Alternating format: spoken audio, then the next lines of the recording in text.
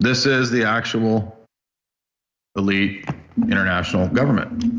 And it's made up of a whole host of people and countries. In fact, he calls them the Olympians because there's a comparison to the wise men or the gods of Olympus or the ancient sages or Plato's Council of the Night, which is in Plato's Laws.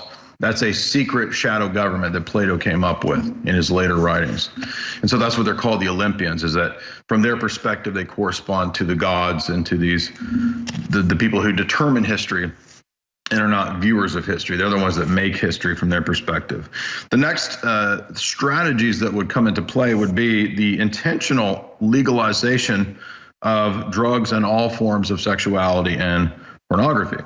And that's done as a weapon and as a means to control and debase society. So you understand it's an intentional strategy of warfare. It's not just incompetency. It's not just people who are degenerate, who are in positions of power. Certainly at the government strata, the government level, there's a lot of incompetent, stupid people, but they're not the ones calling the shots. These people are the Anglo-American establishment, the Atlantis elite. That power block is calling the shots. And they intentionally push these things through all of these think tanks found. And it's a key text because it was so accurate in what it said, and it was so lambasted and it was derided at the time in the early 90s. And that's the 1992 book, The Committee of 300, The Conspirators' Hierarchy by Dr. John Coleman, the former British intelligence agent who eventually found out about this, what we could call Anglo-American establishment elite, the secret government, the shadow government that runs the Atlanticist establishment. Every time I say that, people think I'm talking about Atlantis. No, it just means the Western elite. It doesn't mean Atlantis. It means the Atlantic and the elite in relationship to the Atlantic as opposed to the Eurasian continent and so forth.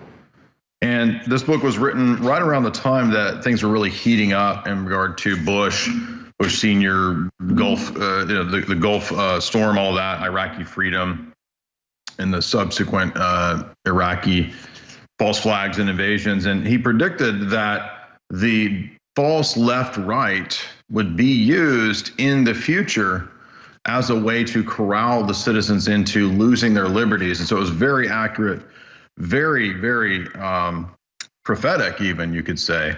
And that's why I think for the skeptics for Dr. Coleman's work back in the day, I remember in the 90s and in the 2000s when I was first getting into this kind of literature, I would see people saying, "Oh, you can't trust his stuff. He's just some guy. It's all just made up."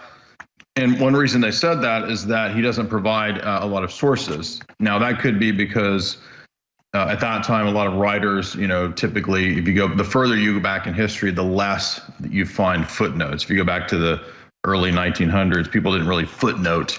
They might mention things in bibliographies or something like that, but it was kind of assumed that if you were in academia that you were going to be forthright, you were going to tell the truth. Now, it does list a lot of texts in the back, but he doesn't have a lot of footnotes for a lot of the claims. But he also says that, a lot of the stuff I got firsthand from being in British intelligence. And so there's not going to be an easy document that I can publicly reference everybody to. So a lot of people kind of had to just take him at his word, maybe not on everything, but at least in some of the claims in the book. And that's not surprising either, given the fact that that there's strict laws in the UK that pertain to the National Secrets Act, Official Secrets Act. So people in these situations could be prosecuted if they talked about anything that they actually knew about. So a lot of British writers would write these things into fiction. Well, Dr. Coleman wrote The Conspirators' Hierarchy in 1992, and at that time he was explaining what we would see in the coming decades. And some of these predictions are so on point and accurate that I think the book is absolutely vindicated. In fact, he lists some of the things to expect early on in the text, and he says that here is what the one world government plans. He says that they want to bring in a unified church, a new world religion, and a unified monetary system. It will be under the direction of a single world government, and it will do things like combine various religions into one. And so the actions that we see with Pope Francis and the new Abu Dhabi Faith Center, which combines the three monotheistic religions into a new religion, Chrislam, this kind of stuff, these are all manifestations of the things that were being written about decades ago by Dr. Coleman. He says that this will entail, in part, the destruction of all national identity and national culture and pride. So you can't have a nation state because that's one of the firewalls that's in the way of globalization. The utter destruction of all traditional religions, especially Christianity, has to be engaged in. And this is his list of the things that they're going to try to do early on in the text. Every person will be controlled through what Brzezinski calls technotronics. And we've covered Brzezinski's Between Two Ages many times. I don't have to rehearse that. That was written in the early 70s. And that's what got Brzezinski recruited into working for Kissinger and Rockefeller. He ran after that the Trilateral Commission that was set up just for him. The next stage that they want to engage in is what is called zero growth society, or ZPG, zero population growth, and not just population growth, but zero growth in every other area in terms of the economy. So you're not going to have your own business, your own means of transaction. You're not going to have your own capital that you're able to save up that you can bequeath to your children, inheritance, all these kinds of things. And again, it's absolutely correct that these line up with Marx's planks of the Communist Manifesto. It's not ultimately Marxists that run all this, as Dr. Coleman accurately points out. It's the Committee of 300 who are above Marxism, who are actually monopoly capitalists and international usury-based corporate banking elites that run this whole system. He says that, and that's what the Federal Reserve, right, is that system, that usury-based fiat system, the debt-based system that I'm talking about. There will be an end to all industrialization and production as part of the zero population growth / zero growth society. So zero ZPG doesn't just mean people. That's the ultimate goal, getting the numbers down. Get the numbers down. But it also means not having any economic growth, austerity, banking elite, corporate elite, technocratic elite, putting in the means to destroy economic progress and destruction. So you have to understand that it's not just incompetent people in Washington. It's an actual strategized plan. And, you know, when we were covering Dr. Coleman's book that he has, for example, on Tavistock, he focused on how Tavistock was one of the leading psychological warfare think tanks pushing a lot of this stuff. And he wrote back then, around the late 90s, early 2000s, when he wrote his Tavistock book, that they would push the new status of sexuality, and it would be geared towards children. So again, he was absolutely 100% correct in that book, that the trans agenda would be pushed as the next phase after the rainbow agenda. And you have to understand that they're studying things. I just got this one. We know, as you guys know, we've lectured through Dr. Carol Quigley's Tragedy and Hope, but there's other texts, not just Anglo-American Establishment. Dr. Quigley also wrote Evolution of Civilizations, which I just got. And there's a lot of similar information in that book as well that shows that they study civilizations. H.G. Wells, Toynbee, all of these people did civilizational studies for Wellington House, for British intelligence, for Tavistock. And that's because we're not under the British Empire. We're under the same elite that ran the British Empire, the Eastern Seaboard elite that aligned themselves with the real elite that run the British Empire. When it failed, they just took over the engine of America. That's why America engages in all these foreign wars and escapades, pushes all of this stuff across the globe, is because it serves the agenda of these people. This is the actual elite international government.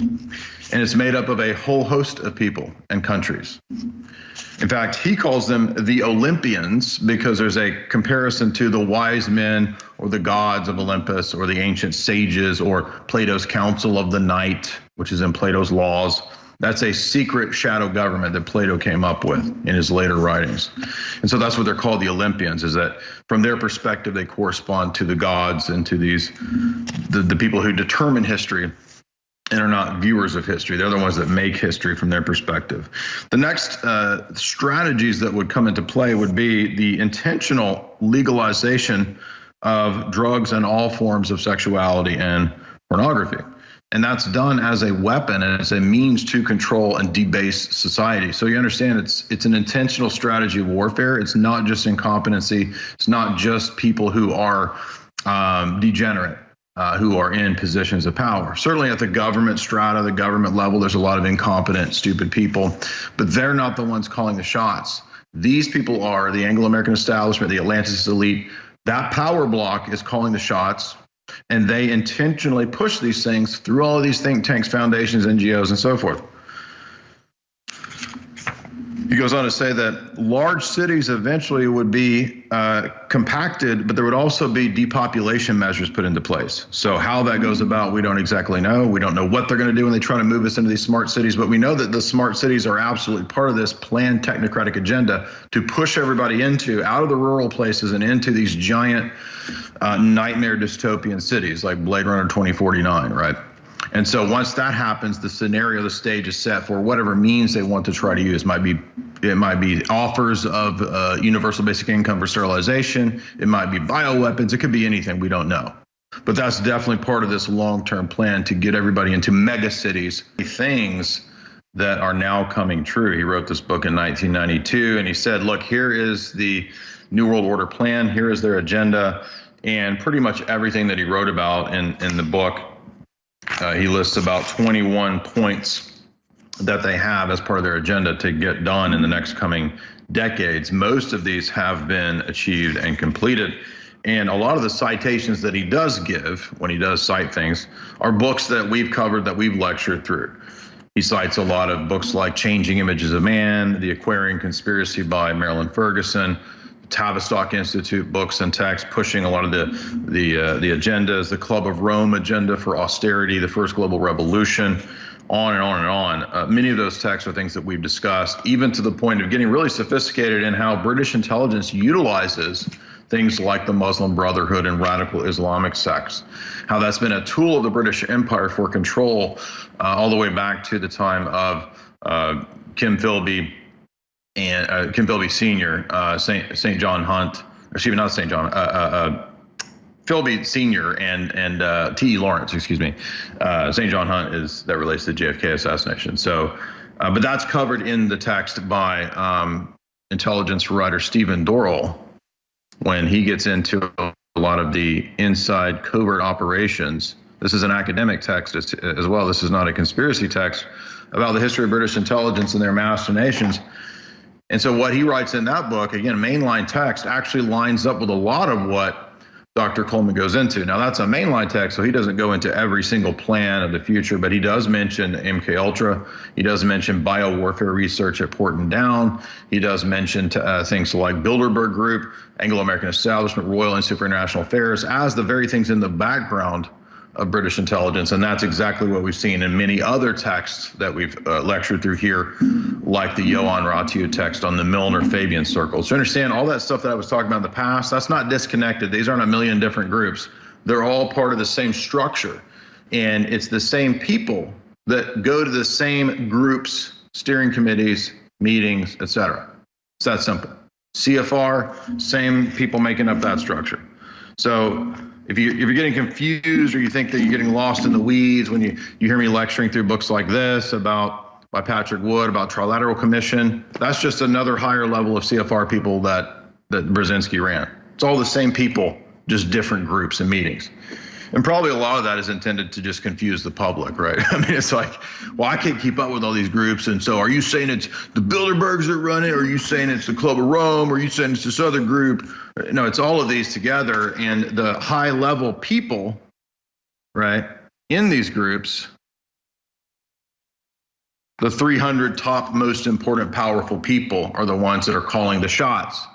Ballers and shot callers. Okay, so the real shot callers, people like Kissinger and Brzezinski. Now, those are the brains, right? They're not the most wealthy people per se, but the really wealthy people will ask people like Kissinger and Brzezinski, hey, how do we get this done? What do we do to move this technocratic agenda forward?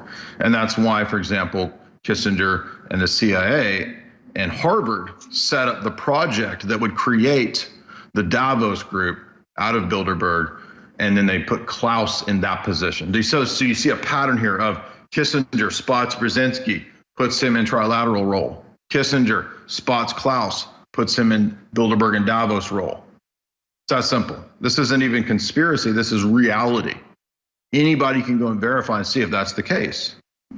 And so when Dr. Coleman was writing about these plans, the fact that all of these are spot on, I would say 90% of what he wrote about in that book has come to pass. And so we can say this is almost certainly correct. He was legit.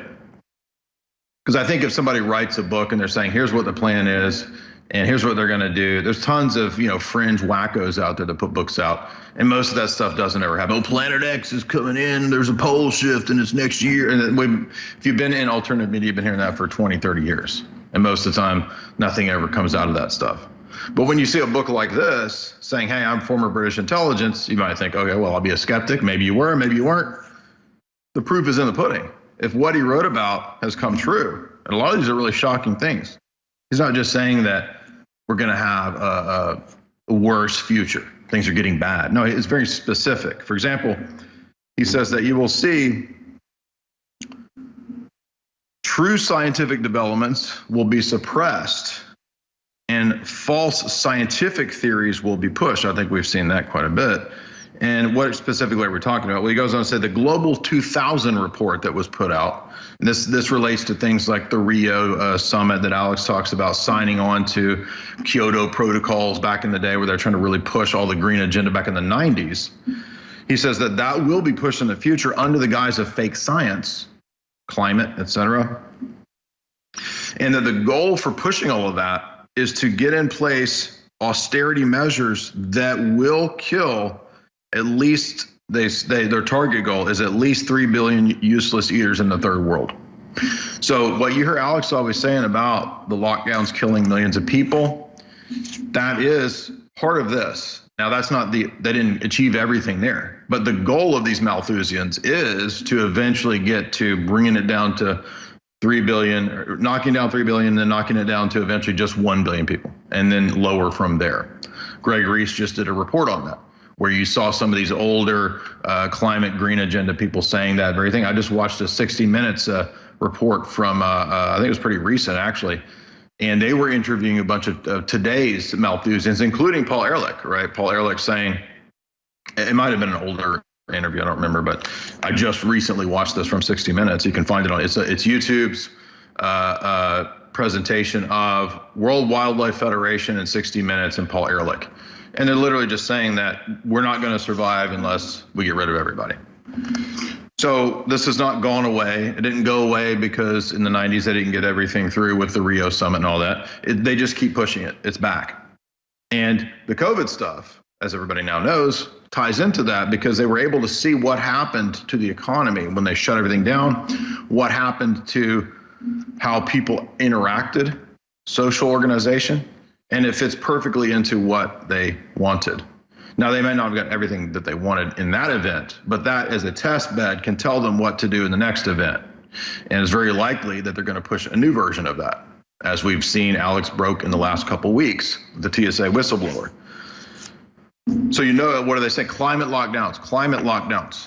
And so if there's a real lockdown beyond what we saw last time, a real pandemic or something like that, it'll be all the more justified to bring in these measures, which actually will be about mass depopulation. Exactly how they'll do that, I don't know. But according to Dr. Coleman's argumentation, he says that when they accepted a lot of this Malthusian stuff under Carter, and Nixon and Carter, Presidential Memorandum 200 with Kissinger and depopulation, he argues that the real stated goal was by 2050 to reduce the American population to under 100 million.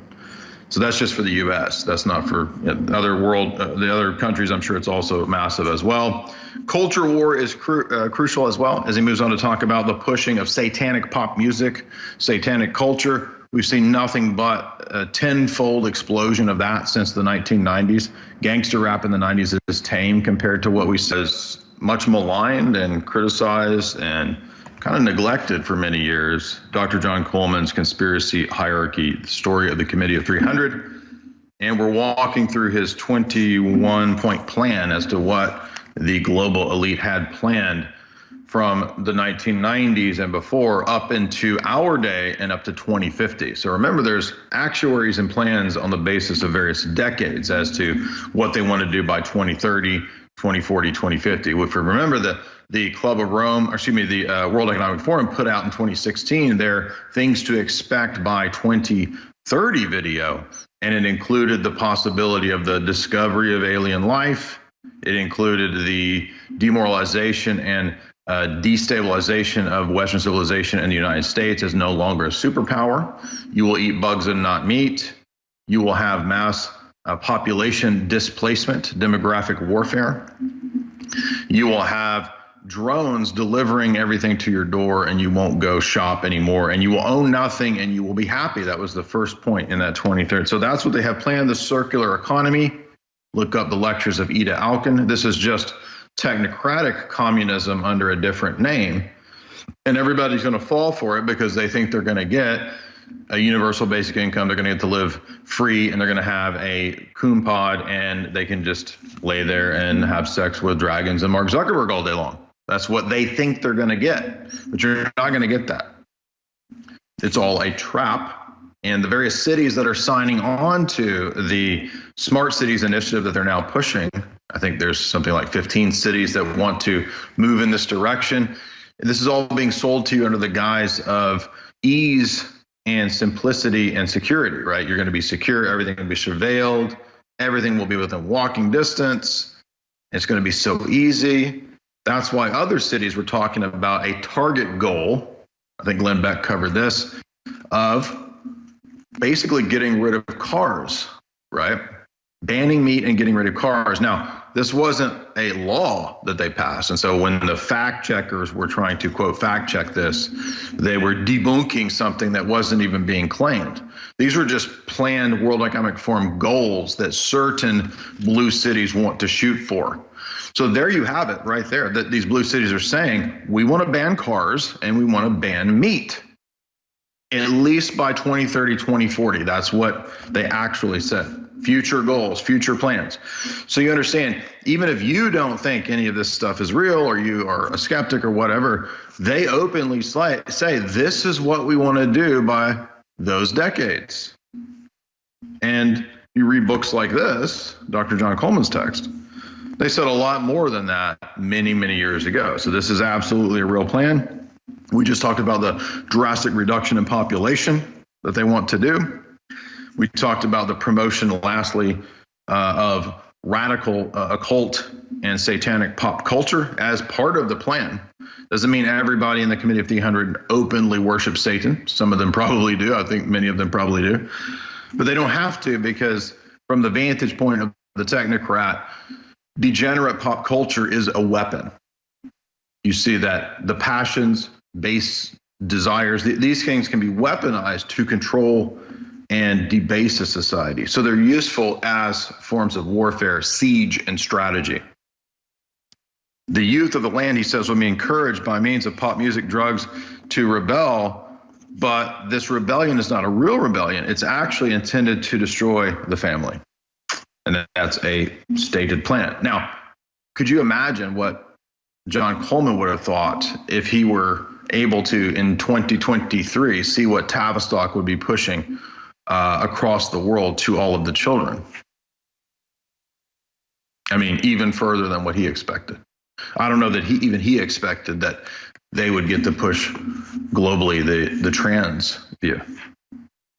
But he says that if you read books like The Aquarian Conspiracy, which he believes, as many others believe, was not actually written by Marilyn Ferguson, but was actually written by Willis Harman, who wrote Changing Images of Man, then you can see how this all fits into a corporate push. Because in Marilyn Ferguson's book, she says that the push for this new Aquarian age is actually going to be pushed by the corporations.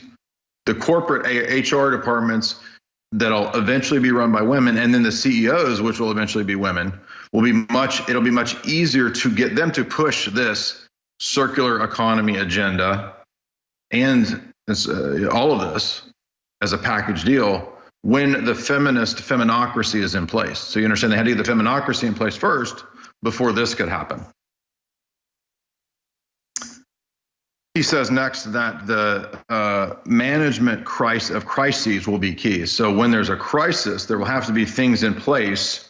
And he says that FEMA is one of these early versions of this, but he says that other agencies will come along. Of course, we've seen the TSA and other agencies come about since 1980 with FEMA, and since Dr. John Coleman writing this book, we've seen all kinds of secret government agencies. We've seen the military have secret agents that they recruited thousands of. The famous thing that came out about the Army a few years ago. The U.S. military has agents everywhere, and on and on. So there's like this giant bureaucracy of spies and agents everywhere, and they play a role in not just surveilling, but eventually managing crises and crisis management.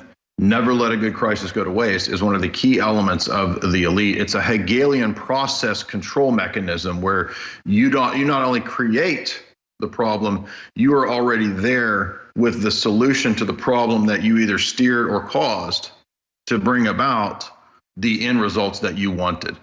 More control, loss of civil liberties, and that's what all of these operations like 9/11, OKC, those all led to the future control mechanisms that we now have.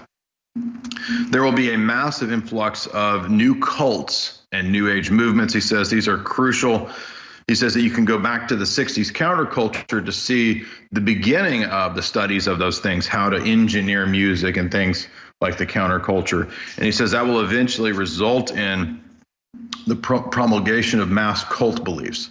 And when I see people who believe that they're animals, and I see furries and these kinds of weirdos, those are just manifestations of this very thing. A cult doesn't have to be somebody with a crazy-eyed leader who's up there telling them what to do, Jim Jones or something. A cult can be a bizarre manifestation of a delusion that society now says is acceptable, like identifying as something that you're not, or identifying as a dog or a cat or whatever you feel. And that couldn't have happened without the mass promulgation of relativism. Okay, whenever I say this, people think I'm talking about Einstein. I mean, that might be a physics corollary to relativism. No, I'm talking about in the philosophical sense, relativism is the idea that there's no truth that's objective, and there are no morals that are objective.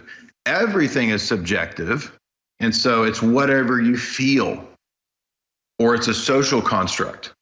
So you see that the population had to be injected with philosophical relativism through 100 years of state education brainwashing to believe that there's no such thing as truth, to then be prepped for the system dictating to you that a man is a woman, if they want it to be, that you can be a dog if you identify as that. Any delusion is now acceptable because your own subjective will can determine reality, like magical thinking. You couldn't have that, though, without the population mass brainwashed with relativism. That first, then you can have all of these things that are the inversion of truth and reality, the inversion of hierarchy, the inversion of patriarchy, the inversion of morals. None of that could have happened or been successful without decades and decades and decades of brainwashing people into relativism, moral relativism, subjectivism, epistemic relativism. That just means that there's no truth. No, there's nothing in terms of knowledge that's true. You don't know anything true. I don't know anything true. Everything is whatever floats your boat, whatever you want, do whatever you want. Do what thou wilt. You can see where it leads. If there's no truth, then anybody and everybody can just determine their own truth. And if that's the case, then I can identify as a puppy dog today. I can identify as a piece of popcorn tomorrow. I can identify, but I can't. It's funny though, because I can't identify as Bill Gates. I can't identify as Elon Musk and suddenly be a billionaire, right? No. You can only identify as what's degenerate, and that's the key. This is the Alex Jones Show. I'm your guest host, Jay Dyer. Jay's analysis covering Dr. John Coleman predicted would be laid out from 1990 all the way up until 2040, 2050. So you're getting an accurate future prognostication from somebody who was inside the establishment at a certain level, found out about the top 300 or so people that really call the shots, the ballers and shot callers of the New World Order, the Kissingers, the Brzezinskis, and so forth, and decided to write a book that a lot of people were very skeptical about, and yet it has almost all come true. Now, we were talking about the pushing of various cults and counterculture that was fake, that's actually put out by psyops engineers, put out by technocrats. And if you want an example of this, you can watch the movie Men Who Stare at Goats. And if you get to the end of the film, you'll notice in that movie that's actually about how they push this pop culture as a social engineering experiment and culture creation operation. At the end of the movie, you'll see they're doing that. They're actually in Iraq putting out American movies and DVDs intentionally to push a form of soft power and mind control through pop culture. It's actually referenced in the film because that's based on a real plan and a real story. The next thing he mentions in his list, this is the 13th here, if you have the book, it's page 23, he says that really the model for all of this will be the British East India Company. So if modern corporations are built on the model of the British East India Company. We know that Cecil Rhodes's British South Africa Company is also based on the British East India Company. This is a private corporate governance that was engaged in all kinds of, basically just drug trafficking. I mean, the British East India Company was an opium dealing operation, and the British power structure and nobility made a lot of their wealth from that. And he says that in the U.S., a lot of the American evangelicals will be used as a tool by the British Empire. They were used by the British Empire by putting out things like the Schofield Study Bible. John Nelson Darby was pushing a lot of that end times nonsense. I'm not saying there's no end times. I'm saying that the Schofield Study Bible was put out at the behest of the British Empire to push this idea and the rapture and all of that. Now that ties into the geopolitics of what they want to push in terms of the establishment. Tied into controlled fake Christianity is a version of radical Islam that the West controls. And he identifies, as do many other writers, radical Muslims, radical Islam as a tool of the British Empire and British intelligence, particularly things like the Muslim Brotherhood. He says that the Muslim Brotherhood is a kind of fundamentalism that was basically set up and run by British intelligence for many, many years. And what they're able to do is use that sect, or there's various sects, there's many sects of radical Muslims, as a tool, as a weapon for all kinds of things. For example, ISIS could be a skeleton key to blow up a pipeline in a certain region. That's happened in the past in terms of the war they were trying to get going with Syria, the proxy war that ISIS was doing in Syria against Assad. We saw ISIS operating in this way. We know that ISIS has dubious origins. Even Donald Trump says that basically Hillary and Obama were the main supporters and aiders and funders of ISIS. And that's because this is an older CIA and before that British intelligence model of how to run and control and utilize these groups like radical Islam. Now, it's not just radical Islam, because you can begin to see that the importation of masses of Islamic people into Europe, that's also part of this. And he even describes that. Dr. Coleman has a whole section on the importation of foreign cultures and foreign religious ideas as an intentional stated goal of this elite. And he says that you have to understand that religion is very crucial and very key to the New World Order. They use that as one of the main means of societal control. Now, I'm not saying all religions are bad or everybody in a religion is mind controlled or something like that. I'm not an atheist. I'm just saying that from the vantage point of the power elite, if you read early on in Brzezinski's book, Between Two Ages, he talks about utilizing American religion for the promotion of Americanism and then turning it into something else, right? David Wimhoff's book on John Courtney Murray and the Jesuits says exactly the same thing. The alliance between the CIA and the Jesuits during the Cold War, it might have seemed logical at the time to fight communism and Sovietism. However, now that you have a new master, your masters are ultimately the Rockefellers and the Western elite. They're going to utilize that control mechanism that they put in through your alliance with the CIA to then steer your church into what Francis is now pushing. Pope Francis just yesterday said it's time, eating meat is bad. People need to stop eating meat. He said it's time for morals to evolve and change. He says that anybody in America who's a traditional Christian, he says that they're backwards. Whether you're Protestant, Catholic, or Orthodox, he says you're backwards. It's time to evolve and change.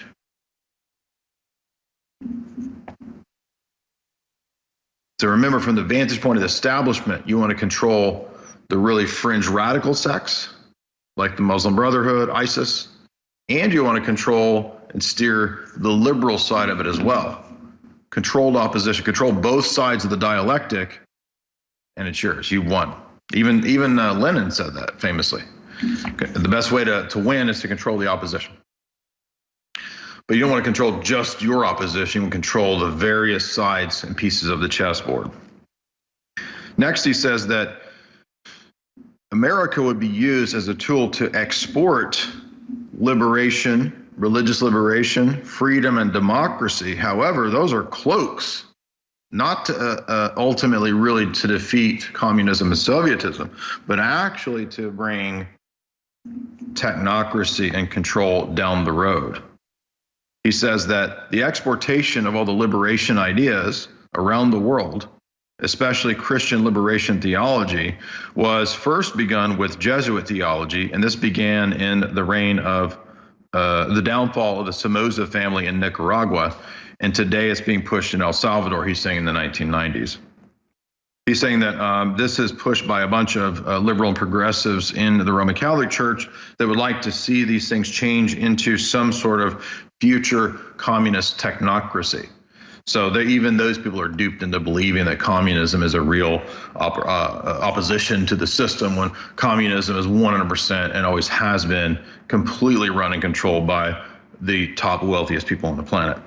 To take control of all foreign, religious, and domestic policies is the goal of the Committee of 300 in the U.S. In other words, you can't have populists. You can't have people even saying what Donald Trump says, according to the Committee of 300. Every area, every level, down to local politicians, has to be subverted, co-opted, and cajoled or even bought into supporting this. And this is why local cities are signing on to UN things, UN treaties, UN heritage zones. All of that is a trick, ultimately, to give international bodies local control. So it's not just about getting prominent senators, and the president on your side. It's not just about lobbyists getting those guys. It's about your local, city commission people signing on to these sustainable agendas, for example. And that has to be done at all levels, according to the Committee of 300. Next, it says that all full support must be conceded to international bodies away from national bodies. So you have to destroy the presidency. I think that's a big part of what they've been doing in the last several years, is destroying the presidency, as well as destroying the notion of the republic, or destroying the notion of division of powers. All that has to be destroyed so that they can push it to international bodies. And so as more of these crises come about, they have no problem piling the blame on people like the president, people like various senators, or even local American organizations, and say, no, you see, you guys all failed. The whole system is a mess. It's got to be run by international bodies like the World Health Organization, the United Nations, the IMF, the BIS, the World Court. Those need to run things, because you locals are all incompetent. You people in your own country, you can't do it. You're incompetent. You got to have, and maybe not even just these international bodies. Maybe the international bodies then say, oh, you got to have an AI, right? You got to have an AI judge and AI court. There's no other way to be fair. Penetrate and subvert all the governments. Well, that's exactly what Klaus says. We penetrated the cabinets of the world. That's exactly what Dr. John Coleman said in 1992. Organize and control international terror operations. And at that time, Gladio had just come out, and Dr. Coleman was actually talking about Operation Gladio, the P2 Lodge, Kissinger, and all those other people calling the shots in these terror operations. So if you want to get my work and support it, you can go to my website, Jason Analysis. You can get my books there, including my philosophy book, Meta-Narratives, which is essays on philosophy and symbolism. You can also get my other books, Esoteric Hollywood 1 and 2, breaking down the symbolism in a lot of Hollywood films, my 600-page book on theology and geopolitics, the red book, I should say. All of those are signed copies at Jay's Analysis. Also support the InfoWar by going